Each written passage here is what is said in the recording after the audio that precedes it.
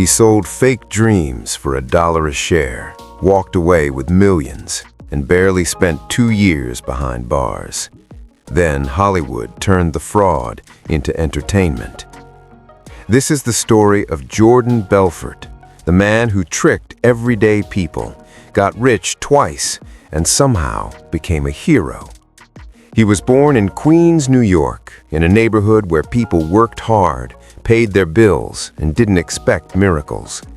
Most kids were taught to aim for something safe, a steady job, a quiet life. Jordan Belfort was taught none of that. From a young age, he was obsessed with one thing only: money. Not comfort, not stability, winning. As a teenager, he discovered something important about himself. He could talk, and when he talked, people listened. Selling Italian ice on the beach, he didn't just sell treats, he sold urgency, deals, scarcity. By the end of one summer, he had made more money than most adults he knew. That moment flipped a switch. If he could do this as a kid, what could he do as an adult? He briefly tried the respectable path: dental school, white coat, clean hands. On the very first day, the dean gave a warning: if you are here to get rich, you are in the wrong place. Jordan didn't argue. He didn't complain. He simply stood up and left. He wasn't looking for a profession. He was looking for a payoff. Next came a meat and seafood business, door to door, loud pitches, big promises. It worked for a while. Money poured in faster than systems could handle it. There were no trucks, no storage, no plan, just hustle and chaos. Soon, spoiled inventory, angry customers, and unpaid invoices caught up with him. The business collapsed. But Jordan didn't see failure. He saw proof. The product didn't matter. The pitch did. That realization followed him straight to Wall Street. In the late 1980s, Jordan landed an entry-level job at a legitimate brokerage firm. Suits, phones, pressure, and an unspoken rule: sell at all costs. He watched senior brokers turn simple phone calls into commissions larger than most yearly salaries. He studied how they spoke, how they created confidence, how they closed. Money wasn't earned there, it was extracted. Then came Black Monday, October 1987. The market collapsed in a single day. Phones went silent, screens turned red. Jordan was fired almost immediately. But while others panicked, he noticed something strange: a corner of the market no one respected: penny stocks. They were cheap, unregulated, ignored by serious investors, and they paid massive commissions. Suddenly, the math made sense. Sell a $1 stock instead of a blue chip. Same effort, 10 times the commission. Jordan didn't need permission. He needed a phone. Cold calls became his weapon. He didn't explain companies. He painted futures, ground floor opportunities, hidden gems, 10 times returns. He spoke fast, confident, unstoppable. Questions were brushed aside. Doubt was reframed as hesitation, and hesitation was weakness. People bought not because they understood, but because they didn't want to miss out. That was the formula, and it worked. By the early 1990s, Jordan wasn't just selling stocks, he was building a machine. Stratton Oakmont looked prestigious by name.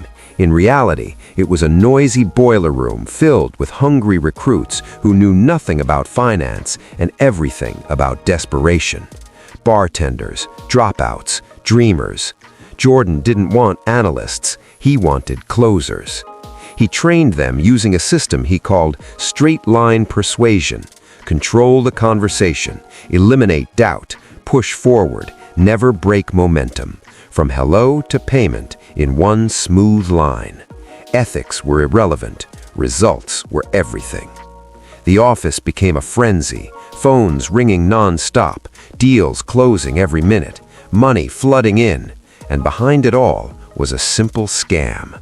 Buy cheap shares, inflate demand with hype, dump everything at the top, leave investors holding worthless stock. Pump and dump, over and over. The lifestyle grew just as fast. Mansions, yachts, drugs, parties that erased the line between work and excess. Fear kept employees loyal. Rewards kept them hungry.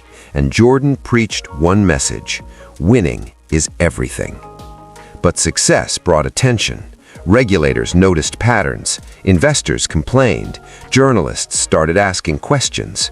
Money was moved offshore. Shell companies multiplied. Cash was hidden, laundered, smuggled. Jordan called it protection. Authorities called it fraud.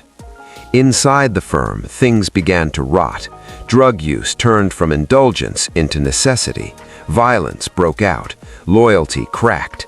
And eventually, people flipped. Wires were worn. Calls were recorded. The empire started leaking from the inside. In 1996, federal agents raided Stratton Oakmont. Phones were seized. Files were taken. The illusion shattered. Jordan still tried to run. One last illegal transfer sealed his fate. The evidence was complete. Facing decades in prison, he did what he did best. He sold. This time, it wasn't stocks, it was people. He cooperated. He recorded calls. He traded loyalty for time. One by one, former allies fell. Dozens were charged. Partners, brokers, friends. Many of them learned to sell straight out of school, following his rules, chasing his approval. And many served longer sentences than the man who taught them. Jordan walked into a minimum security facility and walked out 22 months later. No bars, no fear. Days filled with workouts, tennis, and writing. Inside, he met Tommy Chong, another inmate with stories to tell.